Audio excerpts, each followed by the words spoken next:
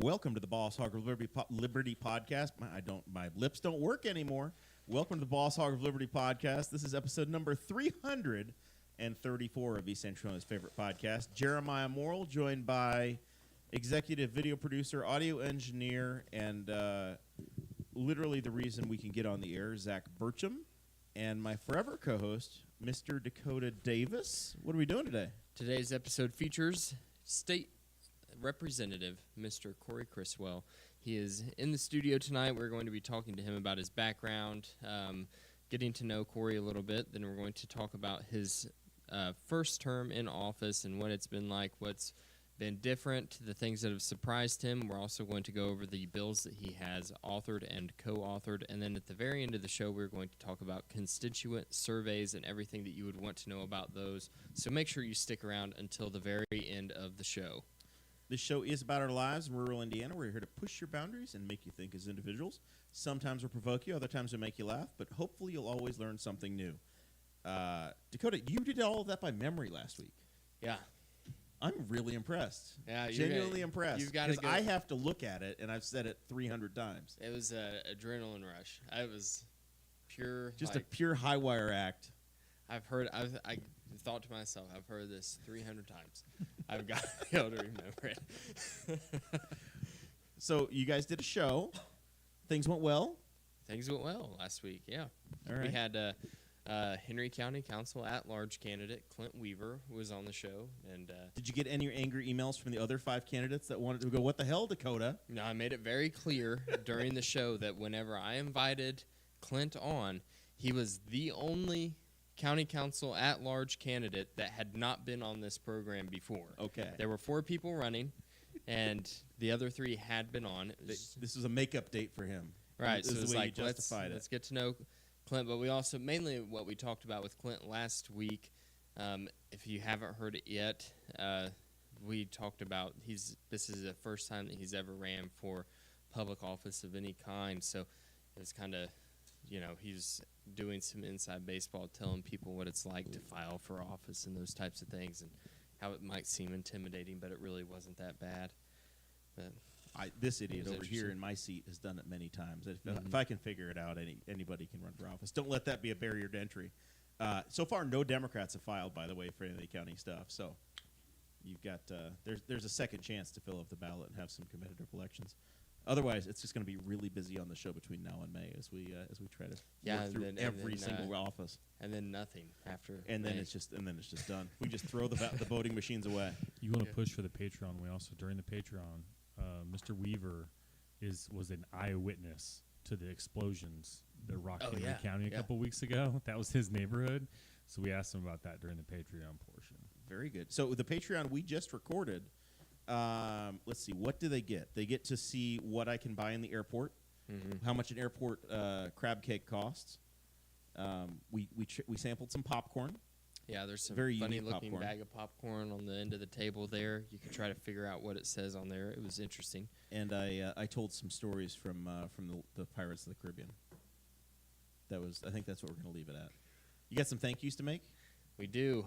$50 or more a month on patreon.com/Hog of Liberty. That's how you get thanked at the very start of the show each and every week, and we also plug whatever you do.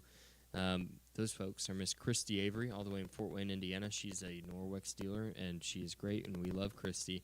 And then we have Mr. Jonathan Phillips, who is our favorite car dealer in the continental United States at Andy Moore Buick and GMC in Fishers, Indiana. Then Mr. Anthony Meyer, who runs a trucking company. He is an owner-operator, and he is keeping the United States of America running, and we appreciate him. And then last week, we introduced the newest member of the club, Sports Corner Newcastle. They are under new ownership, and they are just great people. We appreciate them supporting the show. They're longtime listeners, and they're starting to support us at that level, and we appreciate them very much. You can go down to them, get all of your Newcastle Trojans gear, or really any sports team in Henry County. They will do for you. Get all your custom stuff made.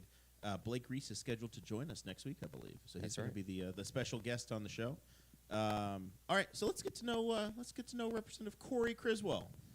Now that we got all the business out of the way, now it's all your time, man. We get to hang out and talk. Tell us about yourself.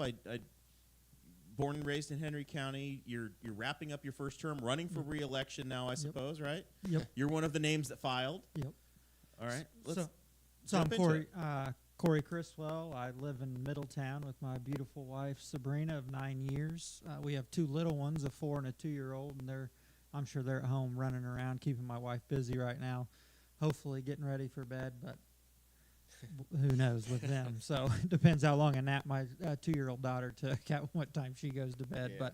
But so I'm born and raised here. I lived in Cadiz for the first 16 years.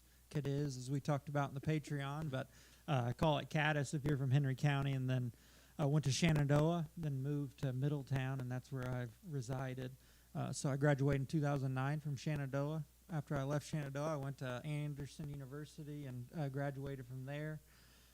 Then my wife, we were together at probably my sophomore, junior year. Anderson, we met. She's from Blue River, so went to Anderson, graduated. My first teaching job offer, and we'll get into this, but was in Las Vegas, Nevada, and my mentor would say in the education field, he was my athletic director, government teacher at Shenandoah.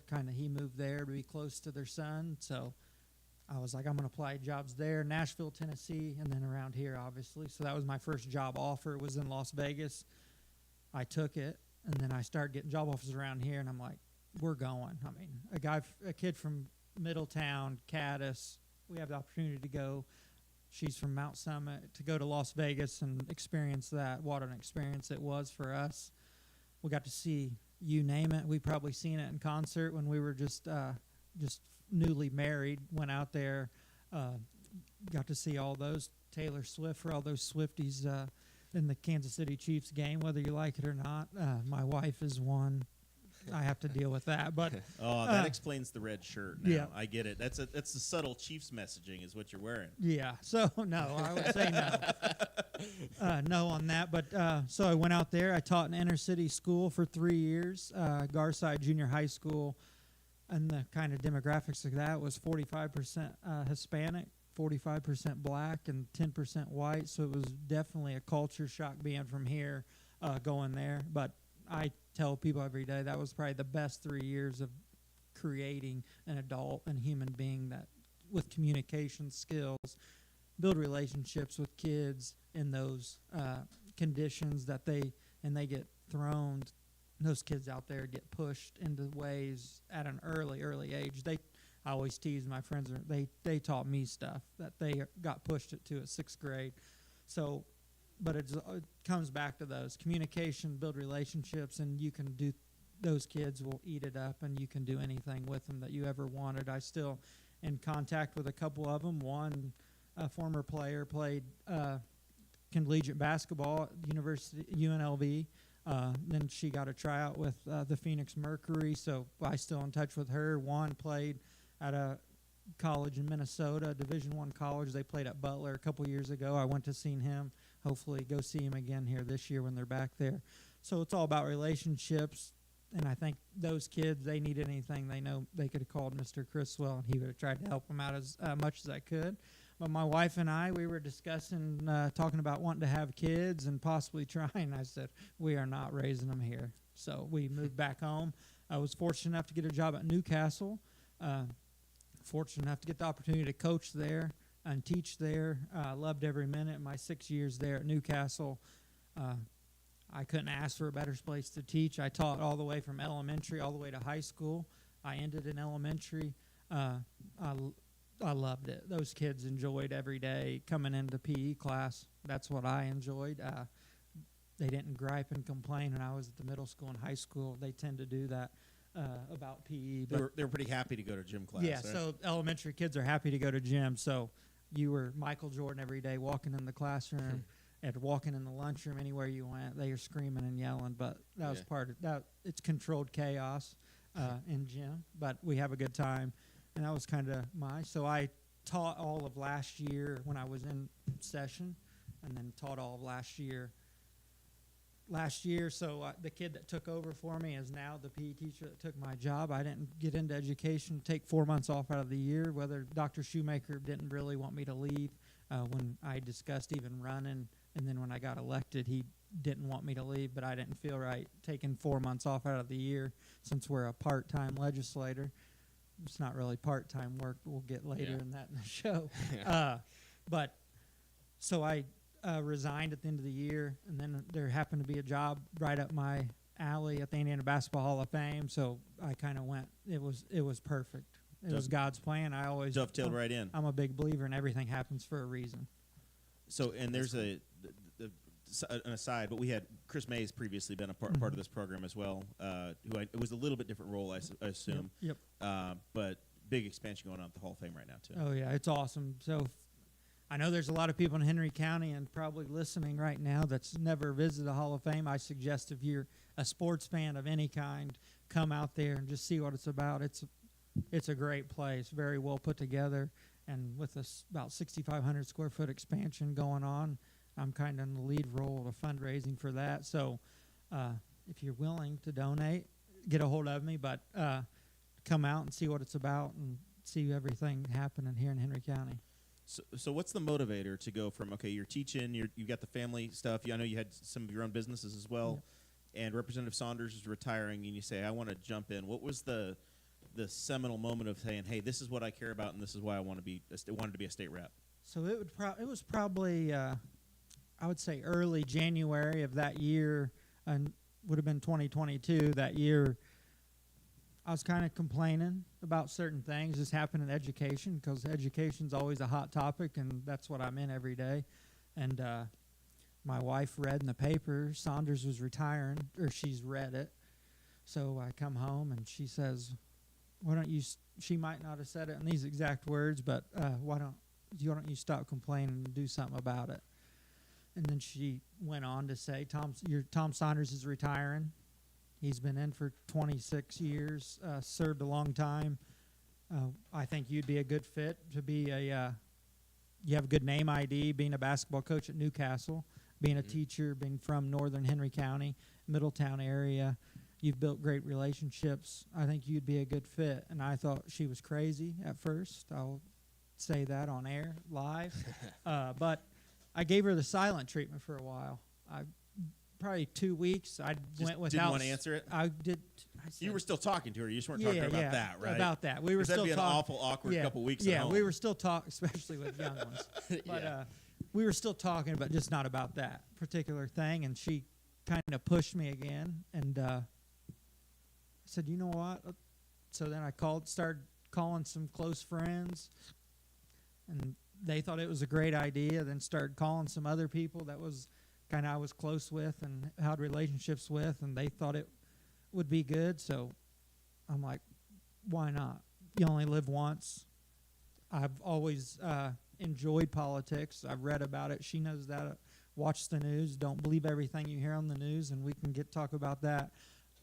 Because we'll get into that here in a little bit about both sides of the aisle. We get along at the state level. We're nothing like D.C. when it comes to that. We get along. Well, hell, there's barely any Democrats to even. You got to go searching for them on the Senate side. Yeah. They would fit in a minivan. Yeah, 9 of them, a big one, but yeah. Yeah, Zach could take the entire Democrat group in his excursion. I'm pretty sure. Oh, and have a seatbelt for everybody that's on the in the Indiana Senate.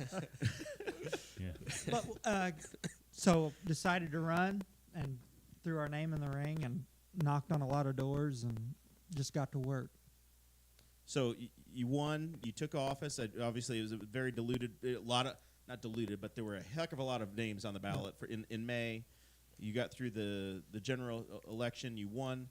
And now you're wrapping up the second year, so you've had a long session and now the short session. How does it match the expectations and what you thought you were getting into? Before we totally jump into issues, but just the expectation of serving as a legislator.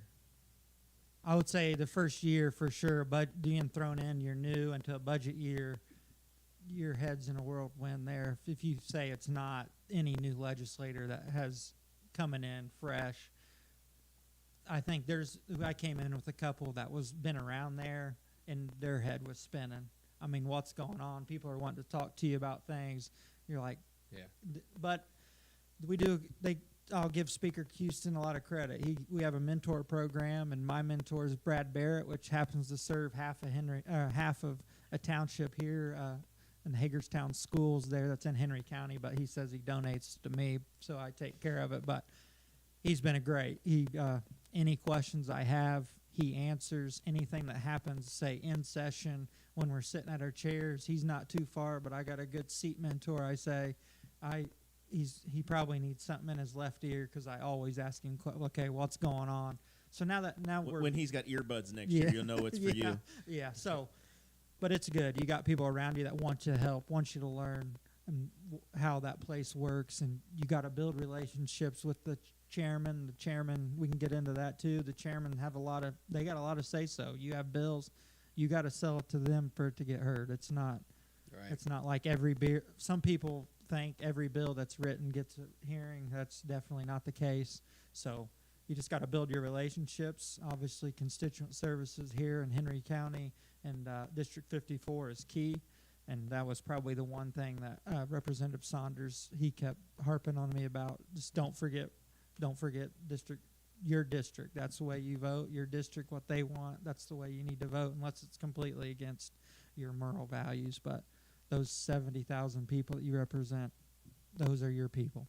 So yeah, he always talked about the committee side, and I know there was he had authored a couple of bills for like ending straight ticket voting was one of them, and he's like, yeah, they never even made it through the committee. Yep. He's like, it never even got a hearing, and it was like, that was the first time, like you said, I was one of the people who thought, oh, a bill gets written, it goes to the committee, Yep. and they read about it in the committee, and then it goes to the floor. And I'm like, they can just decide. They that just it's, throw it away. And he's like, yeah, they're just not going to hear it. I'm like, oh, okay. All right, then. So, and you've got not only all of Henry County, but you also represent portions of Rush, Shelby, and is it Hancock as well? Yeah, so I got pretty much all Henry, all of Rush, and then I have in Shelby, it's the town of Morristown, Hanover Township, and then the very southeast corner of Hancock County, one township, Blue River Township. So, yep, you got all my family down there in Morristown and Yep. in that little bit of Fountaintown area Yep. too. So yeah, those are my people. All right, so let's talk about what's happened this year. You authored some bills. You had some folks that talked to you. I think they were. If folks have the show notes, by the way, if you're a patron, you get them emailed to you. Dakota's got the links there to everything that Representative Criswell's name is on. The first bill that you authored was related to education and issues you were concerned about, and then the second one you had was one that's pretty familiar to our audience here, as we've had Sheriff Sproles come through and talking about this town marshal's issue. You attempted to take some action on that and adjust the way that the town marshal system works. yeah, so that bill came to me by Sheriff Sproles, and he wasn't the only sheriff that's having a problem in the state, so he came to me and I've talked to the FOP, Sheriff's Association. You kind of bring all sides of the issue together, sit them down, and say, let's work on something to get it. How do we want it? Do we want to step in full force and just drop the hammer, or do we want to try to put his foot in and say, we need to do this to we know this is an issue, and if you don't correct it, we're going to correct it. So it's kind of how it goes. So as you're pulling you're leading the charge for this, but you're working with all of these different, maybe this is one of your issues that you're going to champion going forward. How long does that process take to feel like you know the issue and you know the players and you've looked at all sides so that you can try to sell it to the rest of the General Assembly? I would say it takes, you got to know the players in the game about whatever issues, and you learn that, I would say, after the first session last year. You kind of know, say, anything with this, you need to get these groups on board, and this is what you need to, if it has to come with local government, you need to get commissioners, AIM. It's all the cities and towns are kind of a part of that. Get them at the table.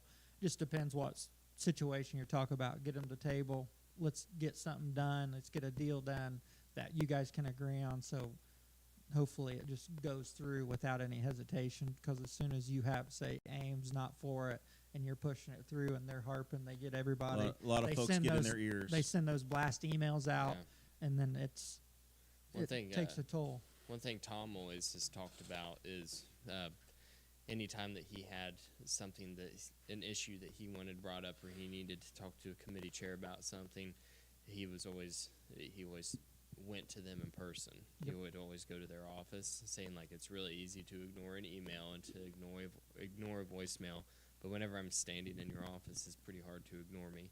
So Tom is like we talked before the show, but he's just kind of this treasure trove of information. Yep. And everything that you're saying, kind of learning it's harking back to the stuff that he has said, just knowing who to talk to, what places to go to. And I feel like it would be super overwhelming to have been in your shoes, especially being a long session would have been kind of insane. But also a long session, you've got more time to try to figure it out. Yep. So that you're a little bit more prepared for next year, right? For sure. Hopefully, anyway. Yeah, for sure. I would say, going back to Representative Saunders, I've said it earlier and I'll say it again. Anytime I call, if he don't answer, he'll call me right back. And any questions I have, he almost, I would say every time, he's had the answer for me. You need to call this person, you need to call that person, take care of this issue for whoever's called you, the constituent. I mean, he's been great for me. Anything that happens, even when it's not to that, just I have a question on this. How'd you handle this? If someone wanted to meet, maybe they're not in your district, but they still want to meet and talk to you, how'd you handle those? And kind of juggle all that, because you get all those. I mean, you get emails from people from all over the state. How do you handle? Do you answer them? Do you not? What do you do? Prioritize who's in the district and then triage the rest. Yeah. So he's been helpful for me just to throw those ideas on. So, and I skimmed over it. We got to talking, and I didn't follow Dakota's order of operations here. You wanted to talk about the committees as well, right? Oh yeah, environmental affairs, public policy, and then the roads and transportation committees. I really just wanted to know how those assignments work. Do you get to choose any of that? Do you have any say at all, or is it just like, hey, Cory, these are the three? Yeah. So the speaker gives you the list, and then you put your top 5 on what you wanted. Sometimes you get some on your top 5. Sometimes you don't. It's kind of how it goes. So, and then he places everybody on 3, unless I think, like you're the Ways and Means chair, you're not on them. Some of the different committee chairs, the big heavy hitters ones, they're only on maybe 2. So they kind of fluctuate. So everybody's on 3 committees. So environmental, I can't say that I asked to be on that, but I've got thrown on it. But we have a great chairman, Alan Morrison. He's from over north of Terre Haute area. Everybody down there is extremely helpful if you have questions. So he's great. I did ask to be on roads and transit. I wouldn't say it was probably my number 5, but it was on the list. It was on the list, but and Representative Saunders served on it for a long time. He served on it. He said his whole career, so yep. That was an easy swap, and I would say that's exactly why I got on it. In public policy, I said I lived in Las Vegas, so that was something that interests me. Las Vegas is the home of. You're in charge of gambling now. Everything of that, yeah. Fun. As my buddies call it down, they say fun and games. So everything deals with fun and games, alcohol, gambling. Anything comes through that committee. All of the sins you get to determine. Yeah. So how do we get more Buffalo Trace allocations? So that's a distributor problem. That is going to be interesting though as your time in the General Assembly moves on. Yep. Possibilities for chairmanships on the committees that you're on, or vice chairman, and I assume that just takes time and experience on the committees that you choose to serve on. Yeah, absolutely. I would say it just takes time and takes those chairmen to move on or do something else, or who knows what they're going to do. Just retire. Some of those folks are running for Congress now, I assume. There's half the building's running for office, right? We have a bunch of new them. office. There's a bunch of them running for sure. So let's talk about the 4 bills that you authored this year. We'll hop right into the legislation side of the discussion. So the 4 bills that you authored dealt with teaching, the reserve deputies, treasurer fees, and then elections. I know that you're only allowed to author and submit so many bills. So I'm just kind of interested in the thought process for you of this is what I'm going to submit this year for this session, whatever. How'd you come up with your top priorities here? So Jeremiah kind of alluded to it. Education's kind of in my wheelhouse. That's where my experience is, I would say. So the first one kind of hits home with me. It's for those that don't know, teachers, you got to take, usually around your sophomore year of college, you got to take what's called the Praxis 1 test. When I took it, which I feel like wasn't that long ago, but it's changed since then. It was you had to pass reading, writing, and math portion of a test to even move on throughout the process. So, as we all know, teachers, I wouldn't say get paid nearly enough, and I'm first to say that. I was one, but I loved what I did, and so I wouldn't have changed anything I ever done. But it kind of hits home there with me because the reading part of that, I probably took it, I would say 8 to 10 times to pass it. So I spent over $1,000, probably closer to $2,000 or $3,000 just to take that test, just so I could become a teacher. I think it didn't make me a good teacher at all. I mean, it didn't. You feel like it helped you learn how to pass a test? Yeah. So it didn't matter. I got into education to be a role model for kids and hopefully be a positive influence for them. That's and I wanted to coach. So that's kind of the reasons why, and the reasons why I believe a lot of teachers get into it. And as the administrators or fellow teachers out there listening, you can walk by a classroom and you can know what kind of teacher that is in a matter of less than 5 minutes, just by classroom management and if the students are engaged. That's cool. I don't think that test is necessary. Now it's kind of changed. It's a single test. Still the Praxis 1, but it's just a single test they got to pass.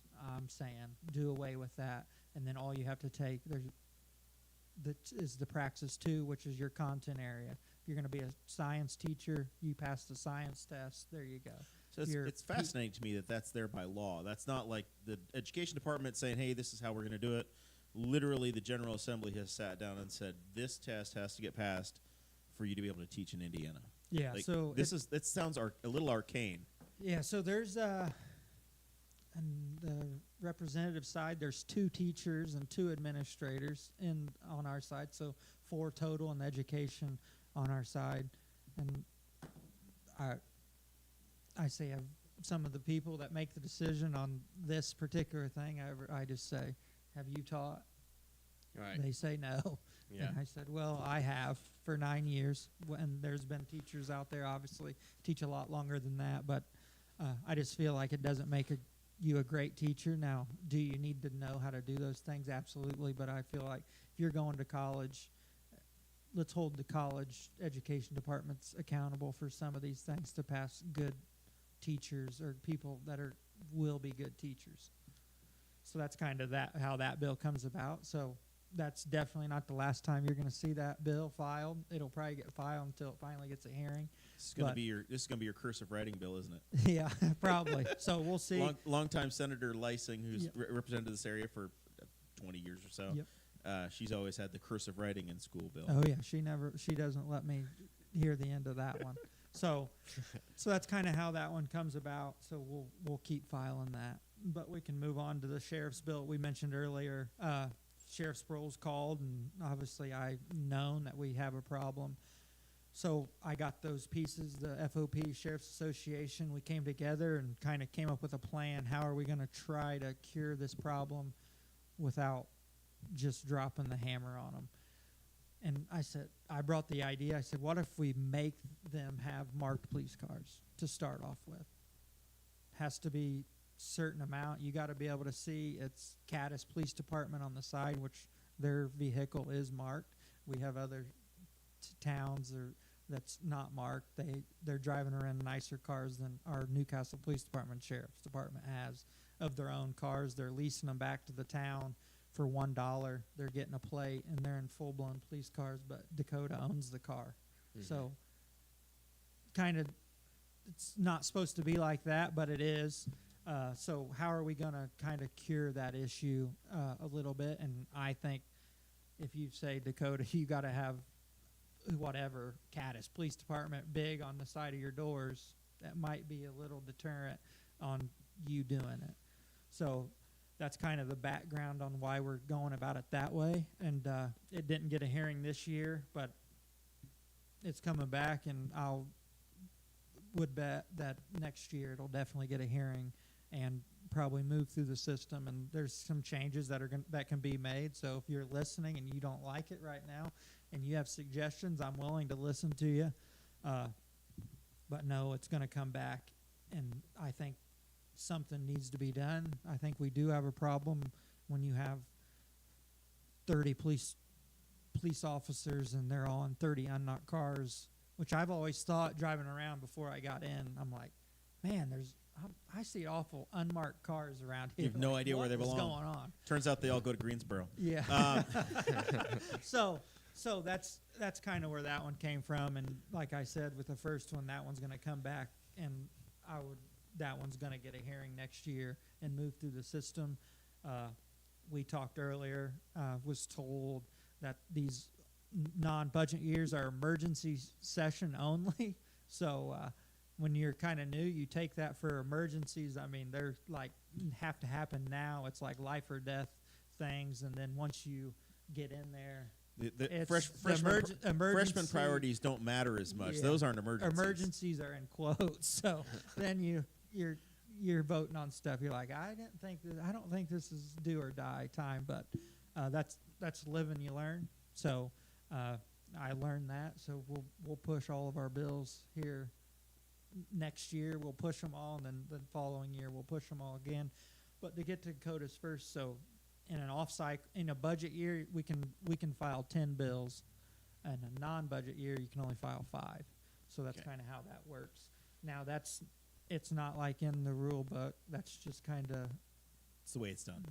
That's the way you're voluntold. Yeah, I knew Tom had said 10 bills, but he's like less in a non-budget year. So I didn't know what the less was. I didn't know it was 5. Yep. So you want me to just keep? No, moving yeah, through? yeah. You spend as much or as little time as you want to on them. I know they're not necessarily going somewhere this year, but I think it shows to the audience where your priorities are and the things you're concerned about. Yeah. So county treasurer fees came to us by our county treasurer here in Henry County, Bill Upchurch. They're obviously they have a big statewide county treasurer, I would say group text or whatever, message board, emails, and they've seen a lot of problems where they send something out and you get it, Jeremiah, and then you come in the office and you want them to reprint it. They reprint it, supposed to charge you a dime, but that's not even worth their time. And then 2 days later, you come back again and want them to reprint it. They get the same people over and over and over coming in their office asking you to reprint stuff. And, I mean, it's kind of a waste of their time when they've already done it 5 times prior to that. And it can't just be an email. Yeah. So this just ups the fee from a dime to $1. So maybe it will it'll deter them from that. So that came in by Bill Upchurch. Then elections of small towns and cities, really just small towns. What it should be is this came because how much an election can cost to hold. So on a mayoral off cycle, an odd numbered year, it can cost, say there was an election here in Newcastle, but there was an election in Louisville or Strawn, it can cost them a significant, like over $50,000 to hold an election. Right. But their budgets aren't even and they would have to have bear the sole cost of that. Yes. So I'm saying, which now they can opt in. I would highly suggest them to opt in to get more people to vote in the election, even though they should be voting anyways. But they'll have more people to vote. I think it's a good idea for them to get on the even numbered years to not have their own election. Yeah. So this is you're trying to just change the year that they have the election? Yes. By law and say, hey, no more odd year elections where, we didn't realize that so now it's Kennard was having an election this year. So now it's a May provision, so they can, if their town board opts into it, majority votes, whatever, they can opt into it and do it themselves. Mine would just make that a shall. Okay. They need to do it. It's kind of, I think it should be done. I've spoken to people, they can't believe it's not like that already, but it's just kind of my way of thinking. Could be a lot of people that give me some pushback on that, but I think I try to get as many people to vote as we can for those times. Because you've seen some of these elections here. So would it change just the small towns, but like say Newcastle with their city election or Indianapolis with their election cycle? It wouldn't change less those. than 3,500 residents. Less than 3,500 residents. That's in there because Brownsburg's really considered a town still. Avon, some of these, they're Fishers was a town until just a few years back. Yeah, so it's tries to just narrow down. Now, like the city of Elwood has a mayor. They're small. That doesn't touch them. If you have a mayor, this doesn't touch you. This is just towns. Just towns. So that's kind of how that goes. And I co-authored some bills. So, and we have in the show. Yeah, a lot of them have to do with education. Yep. Yeah. So I look through whenever they start, the speaker starts pushing out the bill list. I look through the bill list, look at the titles of the bills, kind of look at my committees and some of the titles. You'll know where they go, and kind of watch what your interests are. And some you click on and you start reading the digest, and you're like, no way. Not your wheelhouse. Yeah. So now you had the now you're involved with public policy, which is the all of the fun stuff. Yep. You added your name to the alcohol beverage sales bill. House Bill 1086. What was that bill about? So that was, as they call it there around the State House, the happy hour bill. Just legalizes that local ice house tavern can have a happy hour legally in whatever days they choose. So they 15 hours a week. There's stipulations on it. Some of them, I listened to the show Dakota. I agree with you. Some of them's a little crazy stipulations, but all of them that went. Yeah. So there's stipulations. Only 15 hours a week, certain things. So we say between, say 3 and 5 or 5 and 7, we can have a special on whatever drink you want. Because right now happy hour is food only in Indiana. You can't. We've half got price some appetizers. Yeah, half price apps. So did this get through? Did this make it to the other side? So this made it to the other side, and This is a signature issue here. I would take full credit for this if this works out. I would say there's a very good possibility that this is going to move through and become law as of July 1.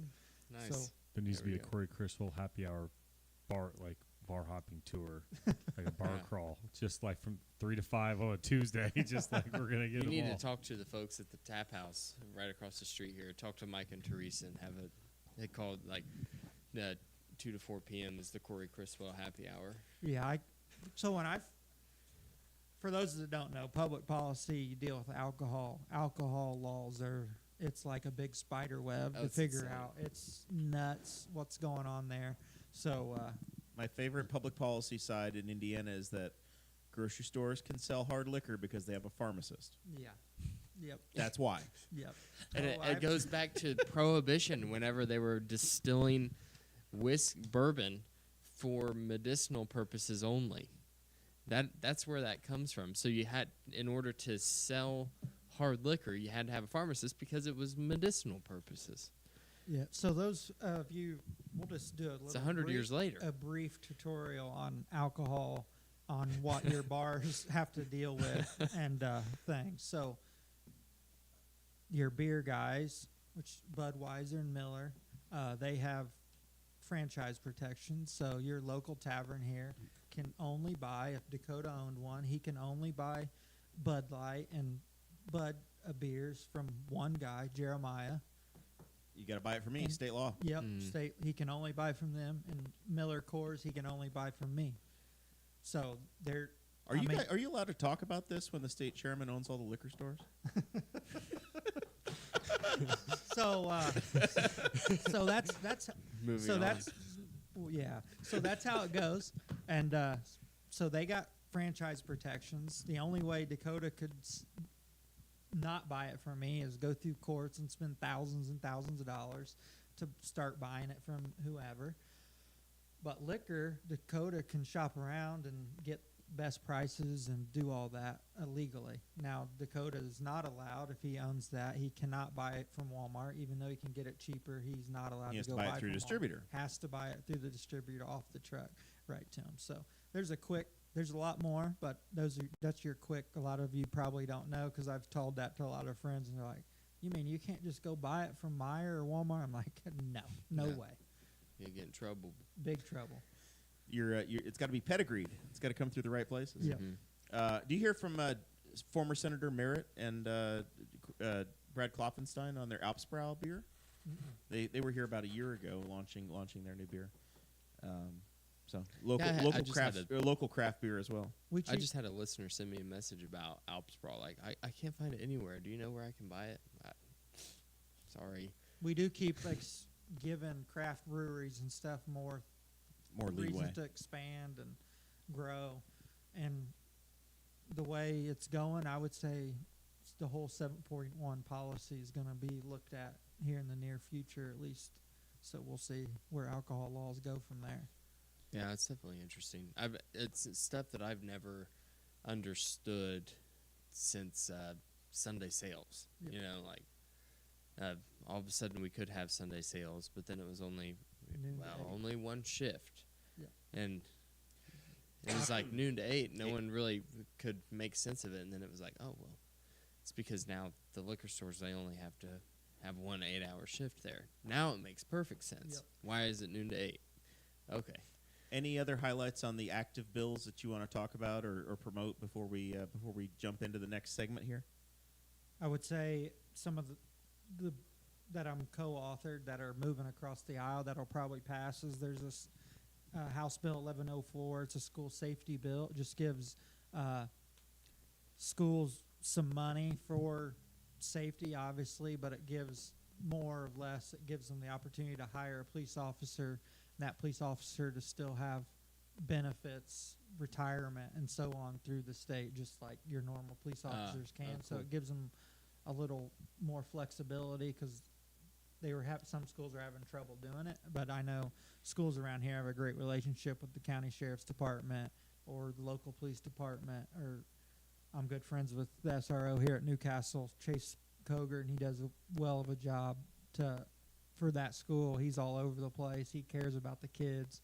He's always in my ear about certain things when it comes to that stuff. So it's awesome to have people engaged, and it's always nice to see familiar faces there at the State House, too, from your district, because you get bombarded a lot of times. Does that have anything? I know you were in the newspaper not long ago, something dealing with the Newcastle schools for public safety funds. Is that So, dealing with that any?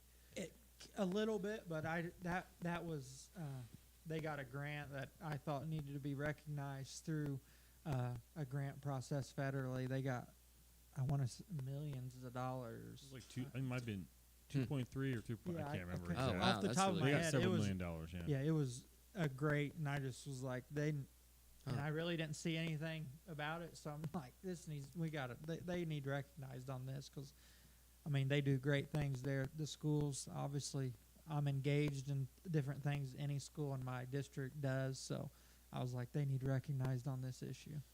So at the higher level of issues that you guys are having to tackle as a General Assembly, I know one that caught a lot of news in the last month has been there's a major budget deficit of I think it's $1 billion problem with FSSA or some medical funding.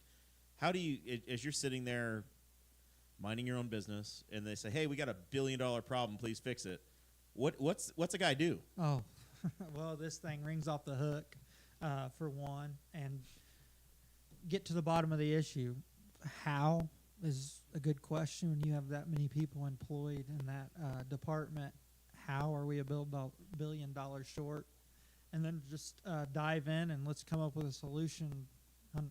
Thank goodness that we have some reserves, but I mean, you're still $1 billion short, and that's unsustainable to have that happen the following year, right? Yeah, we like to have good balanced budgets and different things, and when you're not expecting $1 billion, when you're taking $1 billion hit in this state, you're taking a huge hit, and you get to the bottom on what happened, who dropped the ball, what do we need to do to fix it, kind of get. Did you ever hear a good explanation? I've yet to hear a good explanation, and we've had quite a few meetings, but maybe one, not going to get into detail, maybe one just a couple days ago, I would say Tuesday afternoon, we had FSSA in, talk to us and explain, kind of give me, let's see some graphs and numbers on what we're going to do, and kind of give us an explanation on your plans on why you rolled out this thing to save some money, which is great. But because there was some pushback, I think, like some folks were getting paid for as caretakers because there weren't enough nurses. Yeah. So the biggest pushback, and you've seen it on the news. It's so say I had a child with a disability. I don't, but say I did, my wife or I could get paid to take care of them for however many hours they were given to by the state. Yep. So versus the state paying for a nurse to come in that's not available anyway. Yeah, which I think's a great idea. We do that for elder care already, right? Yeah, so I think it's my wife and I should have that opportunity. We don't have to pay Dakota to come in and do it. I mean, we can take care of it ourselves. But how are we going to draw the line? Because these hours this is when I talked about the media. They do a great job. The issue, but they tell you just some of the things that's going on. They don't tell you the whole truth. They'll tell you bits and pieces, the highlights, and what they want you to direct your mind to.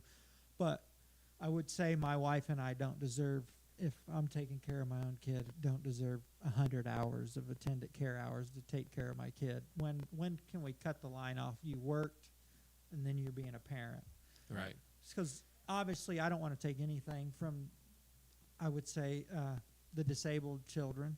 For those, the thing is, like, if a parent is going to be the primary caretaker at that point, then you have to, the state has to go, okay, that person is sacrificing a full-time job, which also is contributing to the state. So, the state, that if the state's going to be saving money by not sending a nurse out to that residence, then they are compensated as such. But like you said, you're not going above and beyond that. You're not paying them for just being their parent. You know. Yeah, so it's a fine line that we're gonna have to juggle, and we're gonna have to come up with a solution. But is that kind of why it got crazy? So it got crazy. FSS there's a lot more to it than this, but they gave pay raises to the providers, which gave pay raises to their employees.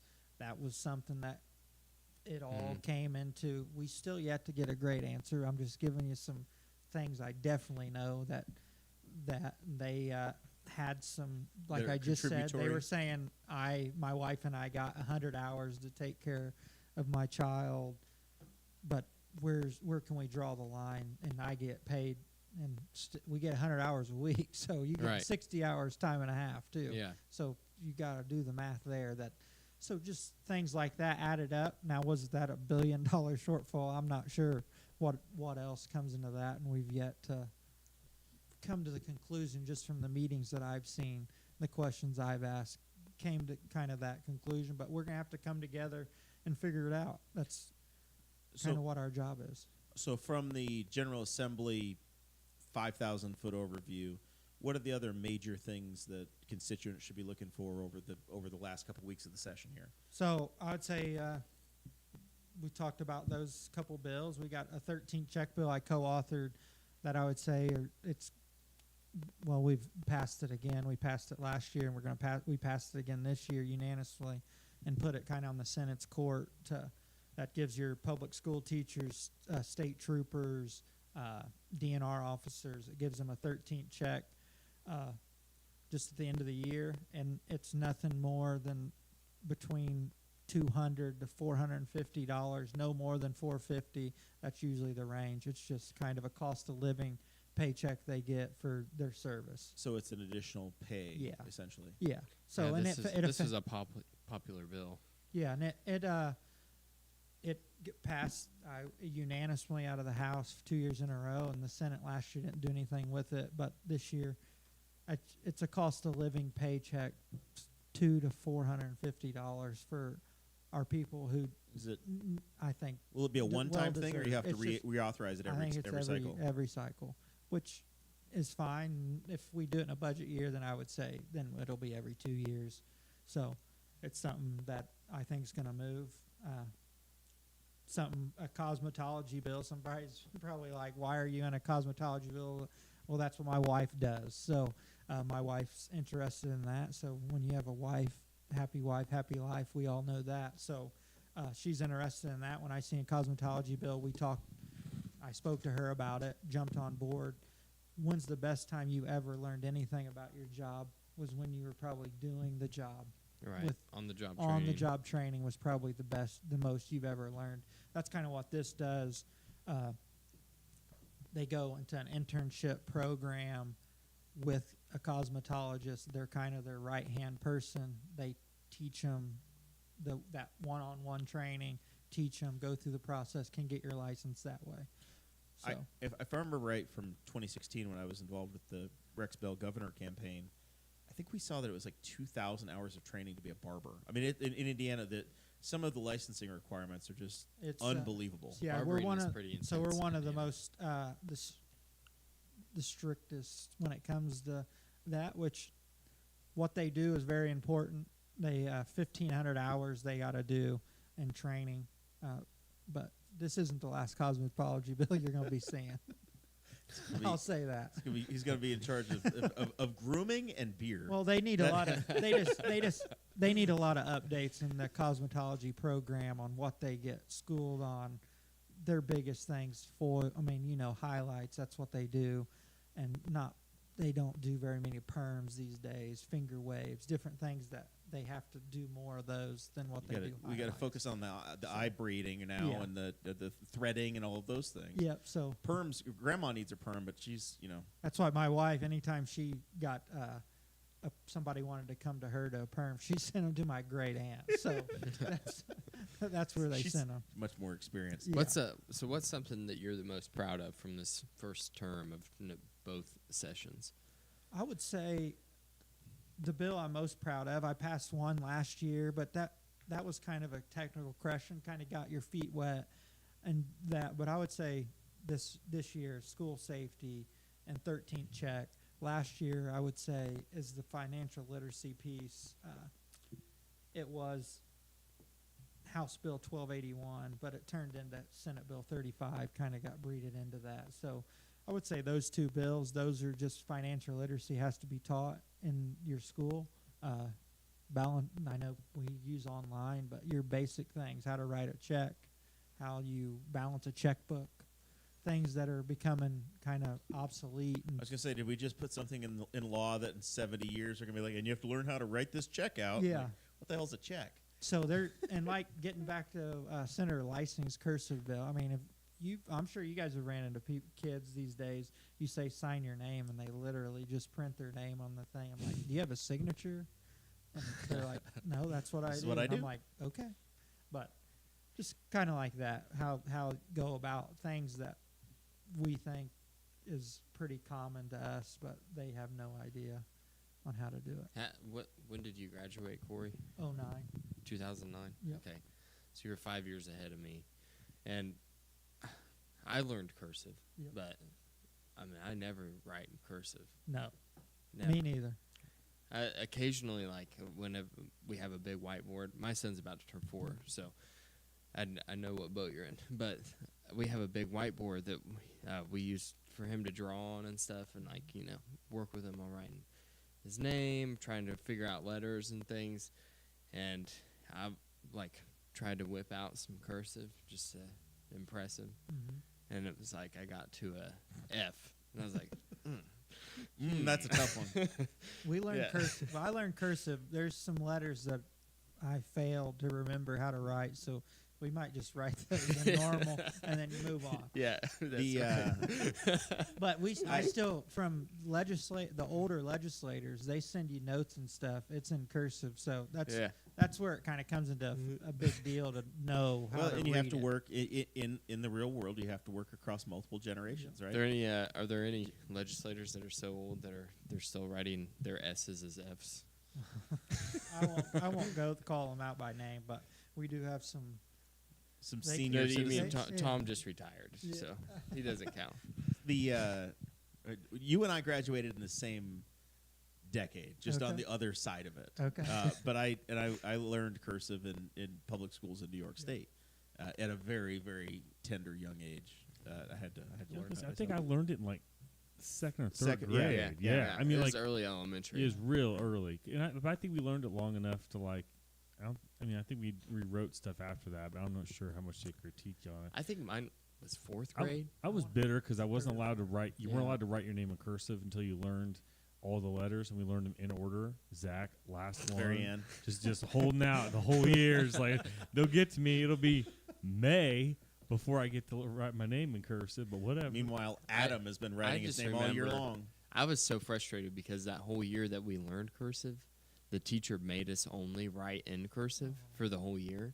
So it was just very frustrating. And then I remember feeling like the shackles were broken the next year. But And look finally how go back beautiful to his print. penmanship is, though. He does it. He does a great Look at job. that. The funny thing too is that you people need a signature, but then like almost every adult I know, their signature is absolutely illegible. Right, yeah. It's usually Yeah.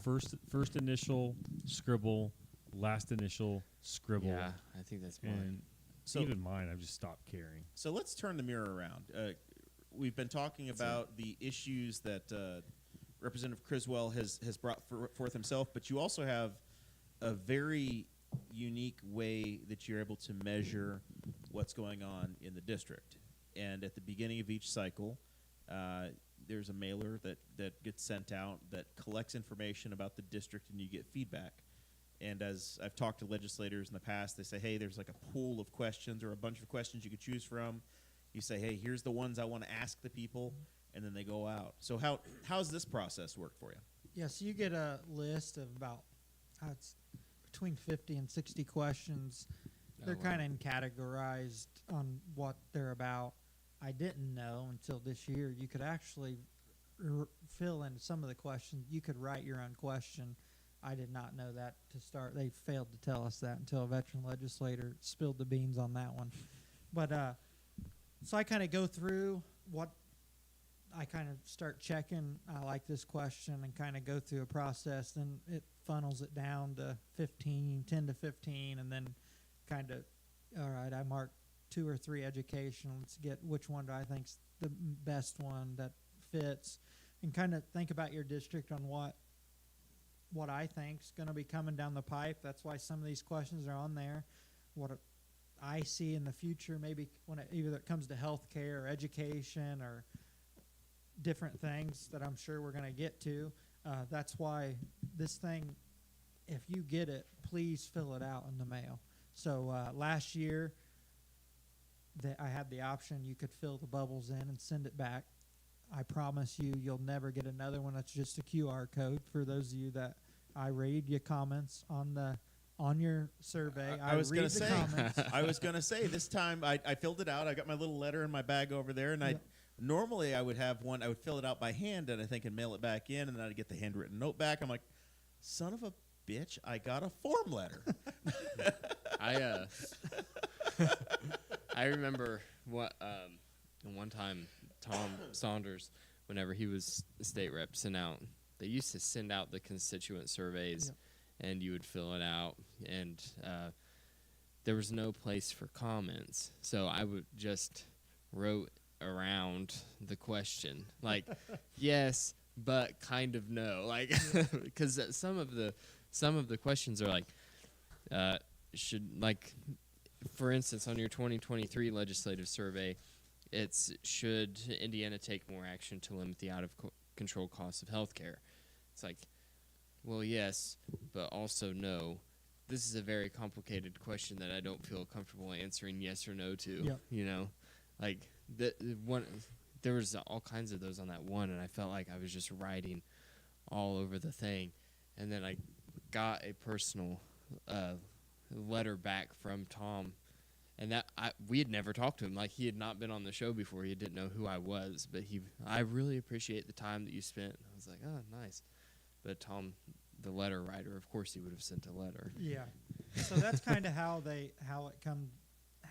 you pick your questions and kind of what you see in the future or what's important to you, and kind of get the district's feel on different things I know is gonna happen. So and if you get it in the mail, please fill it out. Fill it out and send it back. So what kind of response did you get? So as you have it right here in front of you, the 2023. I know we just really want to get to the back of the 2023 one, so you guys just want to ask the questions. Well, it shocked me, and I know that Tom said that that it wasn't a big part of the district that supported the legalization of marijuana, and that surprised me big time. But I know it might just be. The thing is, like, that's why I was going to ask you, like, how many people are answering this? Do you know, like, what the demographics are in your district? How many of them are actually your voters? Do you get any kind of information like that? Yeah, so in this one, 481 people filled out this survey. In 2023. In 2023, and this question is going to be on my next one, and it's going to be a lone question, not with the other question below it with the medical marijuana. This one's just going to be... So last year you asked, and you said you're probably one of the very few millennial legislators, right? Yeah, there's only a handful of us. And you said, do you support the legalization of marijuana? And 40% of the respondents said yes, 51% said no, and I guess the remaining 9% were undecided. Yep. So it's pretty much close. A coin flip at that point. But then the second question you asked was, okay, legalization of medical marijuana, and 60% said yes. Yeah.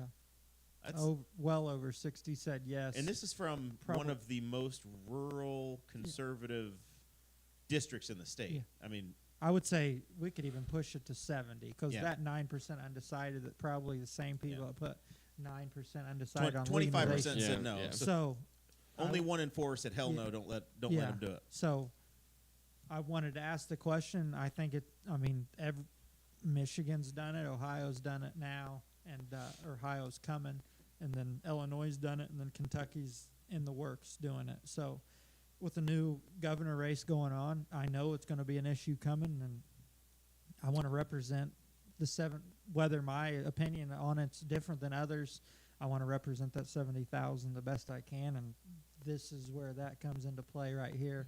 And I think just say 51, we can go 55, 45, a coin flip when it comes to the legalization completely. If we ask that question by itself next year, which it's going to be on there, I'm marking my word here. It's going to go higher. And let's see where it lands then. Because I look at that question comparable to some other legislators that's asked that question, it's from the same kind of district, and it's all over the map when it comes to theirs. When it's some very positive for it, others not for it at all. So you guys, I've listened to the show, and you guys, that's a question you asked. So that's a question that's important to me, and I know it's going to be coming up, and I want to be the voice for this district and represent it as best as I can. So I think for the next couple of years. Am I reading the tea leaves correctly? That should be authoring a bill, or you're just taking the temperature? I'm taking the temperature. All right. I won't be authoring. Leave that to Jim Lucas. Well, we have about, I want to say there's 5 that Lucas, Payne, Van Adder, Teshka. They usually have a bill every year. There was one, as I was watching the Capitol Chronicle, there was one bill that was trying to make the legislation around selling, like, the Delta 8 stores and stuff, making it a lot harsher to sell hemp flower. I was like, how are we going to go backwards on this right now? There was legislation on hemp flower, whatever they want to call it. So it passed, and I voted for it. It puts literally guardrails around. It doesn't make it more stringent, this bill we passed, but it just says, because as of that, a 14-year-old could just walk in there and buy it, and there's nothing, the labels. Oh, really? So this just makes it's it was crazy to me too. I didn't have Wow, I a clue. had So no there was idea. I no, just there assumed was really 21. no guardrails Wasn't around. treated as any sort of a controlled substance. So how are we going to, I mean, something needs to be packaged and say you had to be 18 to buy this product and things like that. So. Okay, that makes sense. So let's look at the 2024. The second question that you asked in 24 is one that's been near and dear to our heart on this show, and I can tell you that Dakota, Zach, and I have probably talked to more candidates, and over the course of the last 6 years of this show's existence, and talked to a whole lot of candidates that just hung their heads at the end of the cycle because of straight ticket voting. Yep. You asked the question, which I was very, very impressed by, saying, hey, should we eliminate straight ticket voting? Is this something you've been hearing from your constituents as well? I would say there's constituents that say that, yes. I'll say exactly what Dakota said earlier in the year. You're going to author the bill. It's going to go right in the trash can more than likely. But I wanted to hear, I've heard it from multiple people, so a good handful of people that, and that's what I think this is for. You get it back. That's what, so if this ever came up, there you go. 65%, probably, again, closer to 70%, 70-30. Want to eliminate it. So I think it's fine with me. They vote for who you think's best for the job, and then that's all she wrote. But I think when people vote, you want to go in and you want to click the names that you want. Yeah. Even if I just go in and click all one side, right. You still, I never go in and just hit the button and walk out the door, but I know there's people that do that. So. Well, if you're also shortchanging some of your options, like the Henry County Council at-large race that's coming up this year. If you straight take a vote, you're not going to select 3 council members. Yep. On that issue of straight ticket voting, there are some states that have now gone to ranked choice voting. I think Maine and Alaska both have said, hey, give us a ranking, right? So in a county council race where you've got 6 potentially qualified folks that are running, you get 3 votes. What if you went in and said, hey, this is my number 1 choice, my number 2, my number 3, and my number 4, all the way down the line? Yep. You could potentially use that to get the best of what the entire community wants. And as other races as well, when you get 3-way races for governor across the board, it might create an opportunity for folks to actually feel like their vote's getting heard. And my fear is that when you get to an election and no Democrat files to run, if you, based upon your zip code, you say, oh, government's not for me, I'm not going to be a part of the process because I just can't participate. I can't win. I don't want to, I don't want to go through the effort. I did it 6 years ago. I don't know what it was. Running for county council, people just withdraw from the process. Yeah. So throughout the course of this show, I've tried to whisper the words to everybody that has the opportunity to get involved or to change it, that we've got to find ways to get good people to the table that may not necessarily belong to the team that's in charge for their county. Yeah, for sure. We just spoke about it today at lunch. We got an awesome right in this United States to be able to vote and be democratic and vote for who you want to vote for, and that's one of the biggest things you can do as a human being here, an adult. Vote for whoever you think's best for the job, and let the best person win. So, I mean, as an example, just because he's from Indiana, Pete Buttigieg, who's the Secretary of Transportation, probably has no chance of ever winning a statewide office in Indiana, even though he was, 4th place for president on the Democratic side. Yep. He's a sitting cabinet member. Based upon where he's from, he very likely will never have an opportunity to serve in one of those offices. But he's one of the brilliant minds of his generation, like his politics or not. Yep. Those are thought leaders that just have to be a part of the conversation. Yeah, I would agree with you. I would say, I believe I read he moved to Michigan, and I would say that's probably one reason he moved. Yeah. For that reason. Yeah. One last thing on the legislative survey here. I noticed that in 2023 and 2024, you had the same question on here, and it's dealing with the fact that 60% of public school funding makes it to the classroom. And I agree with the question, of course, I fully support getting more of that money to the actual classrooms, to our local schools. The question is how. Is there any kind of discussion that you've heard where the basis of that question is? Well, one is they probably need a little more money, which I agree, and they've gotten more money throughout the years, especially these past probably 8 years or so. I have access to a portal, and their fundings went nothing but up when it comes to that. I would say we got to look at different what are we spending money on? Dive in the weeds. That's why if you're local and you're public school, a very important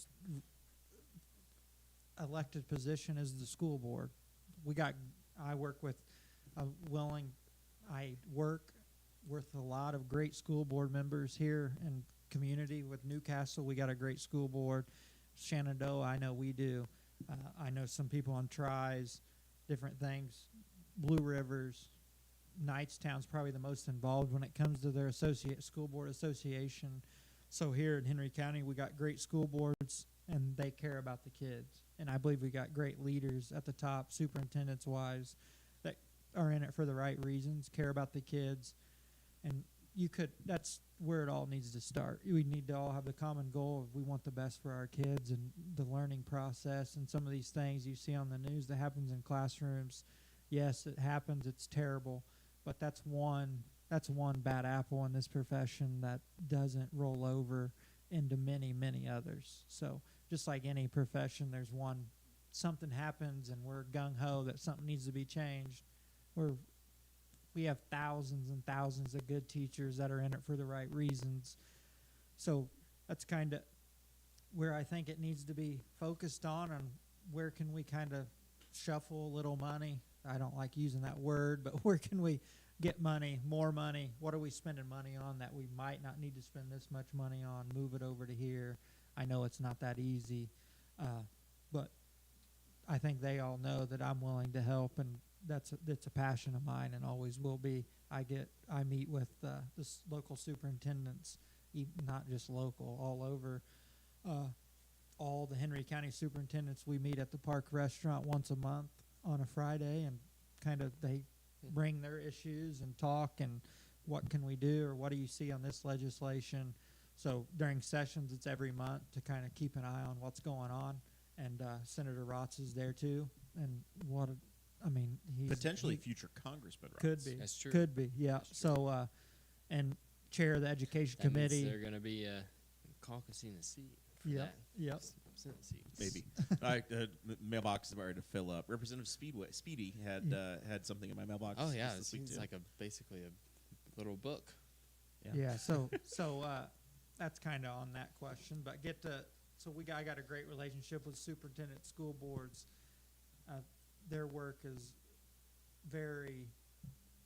Some people don't even think of the school board like that, but that position is very much needed with good people with the right things in their mind and heart.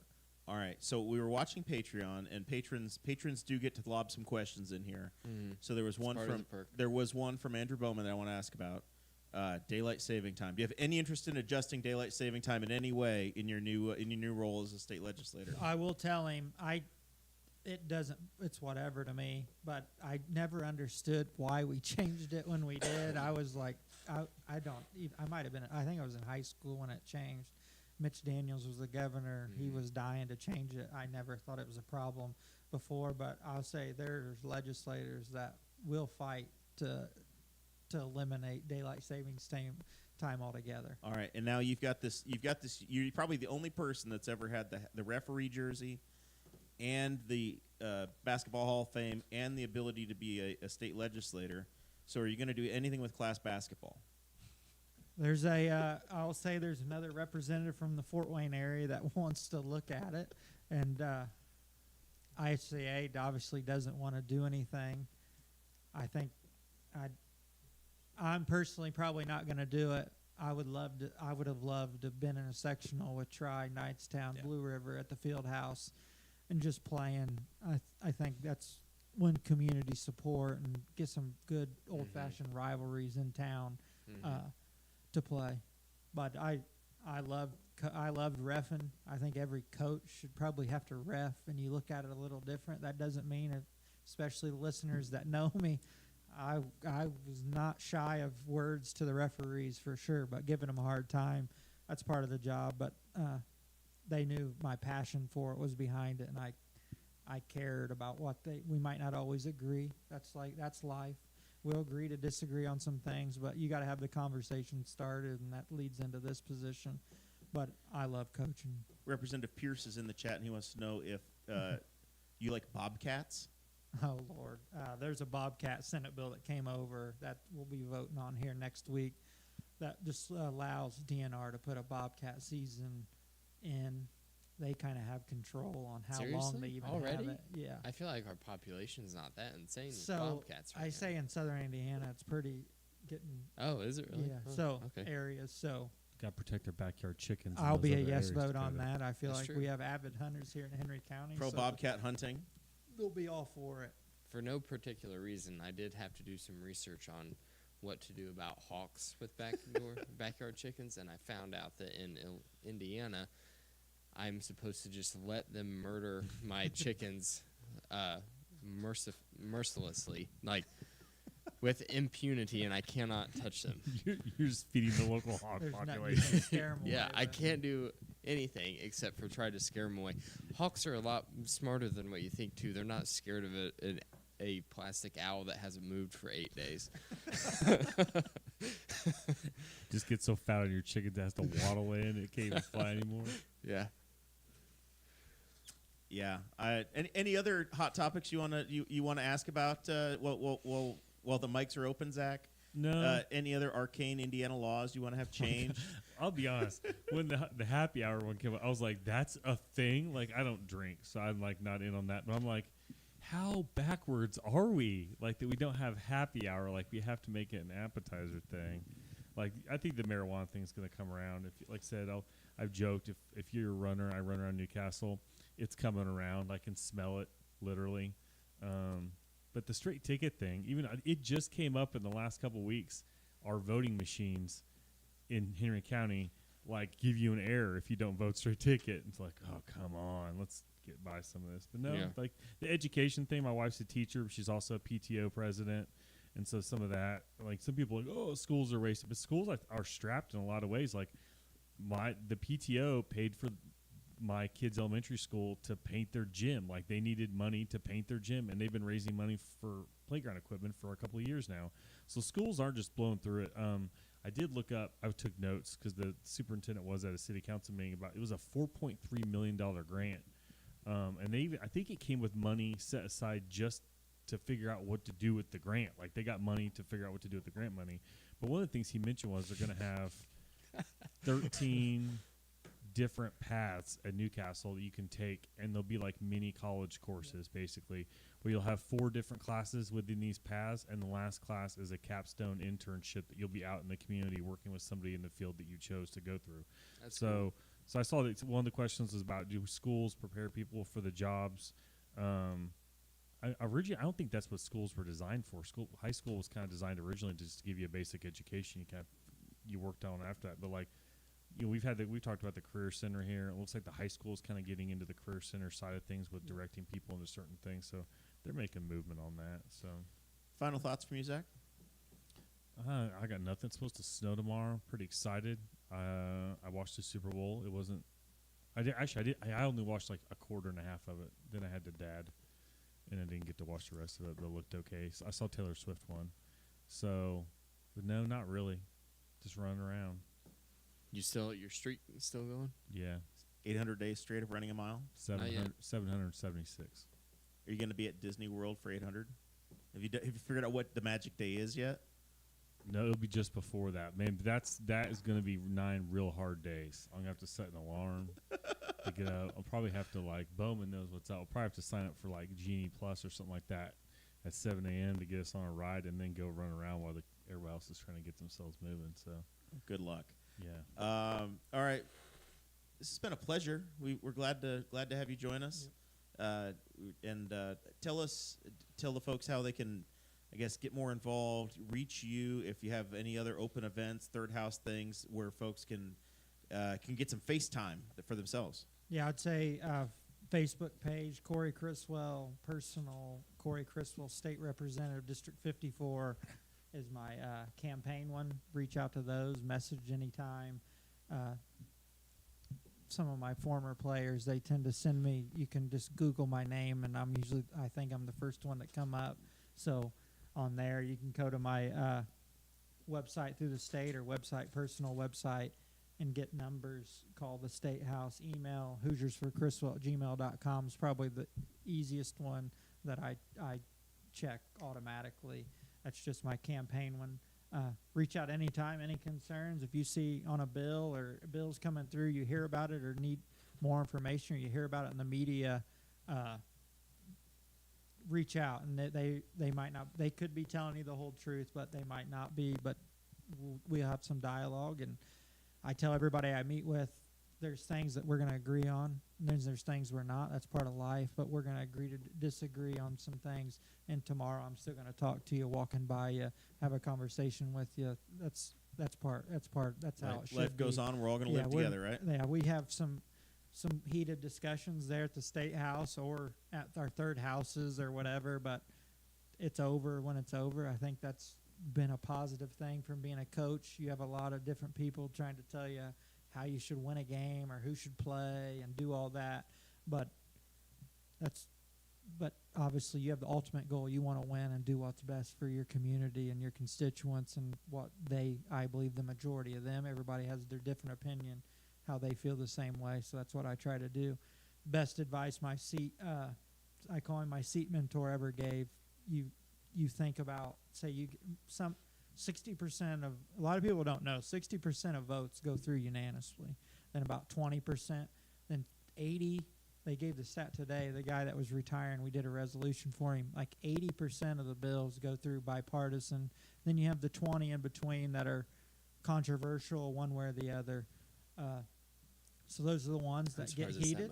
And you just ask yourself, how does this affect my district? Whatever bill you're voting on, how does it affect my district? Does it? What can be the consequence of that? I saw that, speaking about that, sorry to interrupt. Oh, you're good. There was a protected wetlands bill that was controversial, very split vote, narrowly made it through, and you were one of the yes votes to protect the wetland area. Yep. So the IDEM and the Department of Environmental Management, they came together with the builders. For those of you that follow government, that never, ever happens, ever. They came up with a bill. So they agreed. Neither one of them got exactly what they wanted, obviously, but they agreed on a bill. So it moved forward. There's a lot of controversy to go with it, but when those two sides come together and agree on something, you kind of look at those, getting back to the very beginning of the show, on who comes together, who's kind of helping lead the way on this. When we saw those two sides come together, and it was kind of like they never agree, especially when you're sitting in environmental affairs. It was kind of a unique situation, and they agreed, and then some other advocates didn't, but that's kind of how it goes.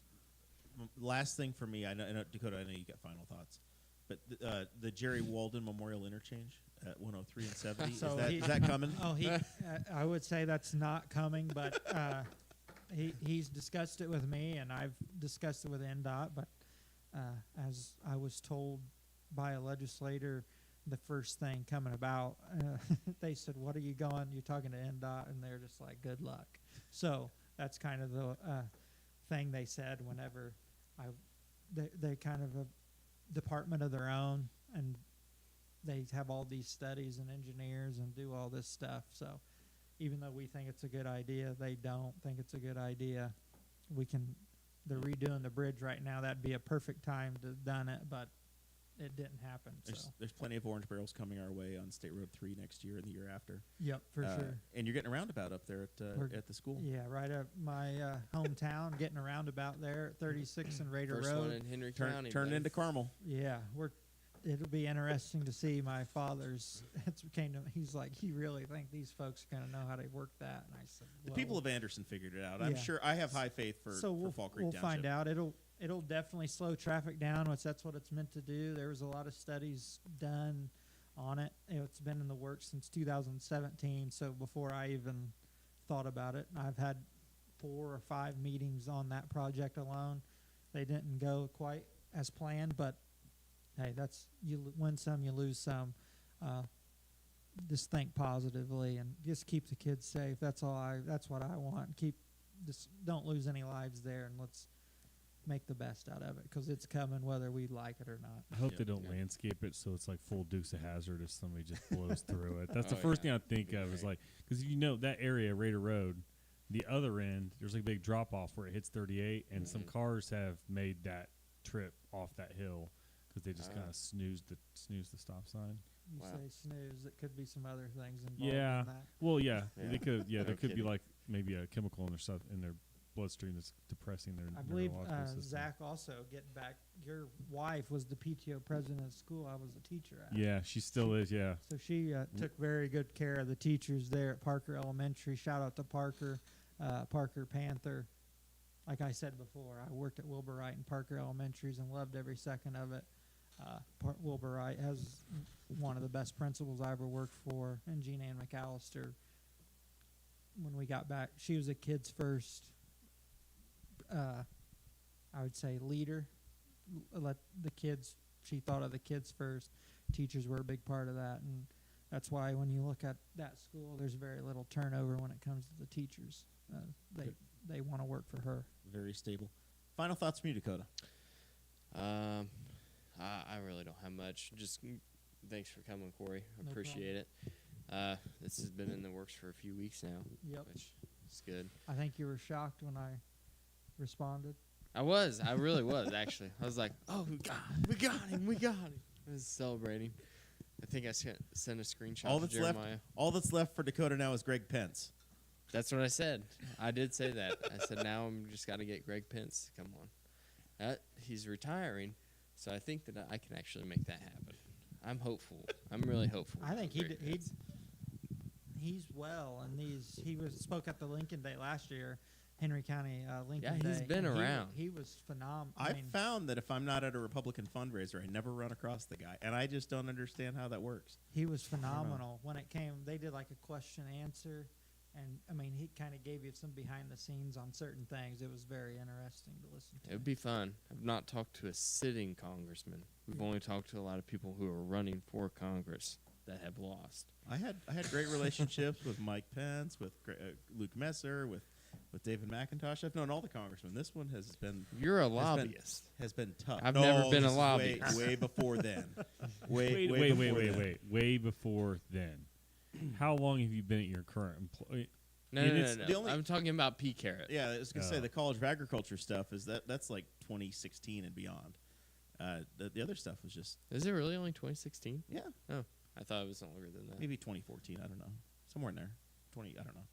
What year is it now? What's the current year? 24? Maybe 2012.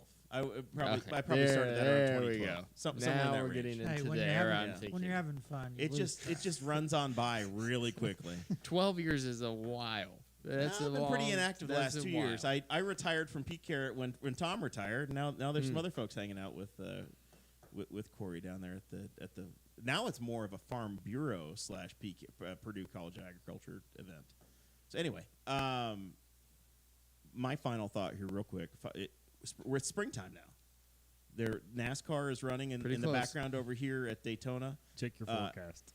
Boss Hog of Liberty alum Brayton Laster is racing this weekend again at Daytona in the my parents just let me do whatever the hell I can. The 19-year-old is going to be going 220 miles an hour or whatever it is in the draft at Daytona.